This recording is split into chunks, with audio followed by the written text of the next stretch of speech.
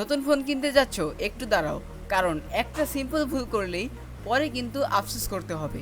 আজকে আমি কুইক 5টা জিনিস দেখাবো যেগুলো ইগনোর করলে ফোন কিনে রিগ্রেট করবা। চলো শুরু করি। পয়েন্ট 1, সবচেয়ে কমন ভুল কি জানো? র্যাম দেখে ফোন কেনা। অনেকে ভাবে 8 জিবি মানেই বেস্ট ফোন, কিন্তু ভাই প্রসেসর উইক হলে 8 জিবি র্যাম দিয়েও ল্যাগ করবে। তাই র্যাম দেখবা ঠিক আছে, কিন্তু প্রসেসর না দেখলে গেম ওভার। পয়েন্ট 2, প্রসেসরটা আসলে ফোনের ব্রেইন। এইটা উইক হলে ক্যামেরা ভালো হলেও লাভ নেই, গেম খেললে ল্যাগ, অ্যাপ খুলতে স্লো। আমি পার্সোনালি সাজেস্ট করব প্রসেসর চেক না করে ফোন নিও না। পয়েন্ট 3, ক্যামেরা মেগাপিক্সেল দেখে ভুল করো না। 50 মেগাপিক্সেল, 108 মেগাপিক্সেল এগুলো number game. Real quality depend করে সেন্সর আর সফটওয়্যারের উপর। অনেক সময় 50 মেগাপিক্সেল দিয়েই 108 মেগাপিক্সেলকে বিট করে দেয়।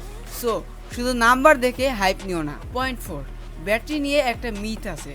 অনেকে ভাবে 5000 মিলিঅ্যাম্পের মানে হেভি ব্যাকআপ, সবসময় কিন্তু না। অপটিমাইজেশন খারাপ হলে ব্যাটারি ফাস্ট ড্রেন করবে। তাই ফুল প্যাকেজ দেখো, শুধু নাম্বার না। পয়েন্ট 5, ব্র্যান্ড দেখে ব্লাইন্ড হও না। স্যামসাং মানি সব ভালো না, শাওমি মানি সব বেস্ট না।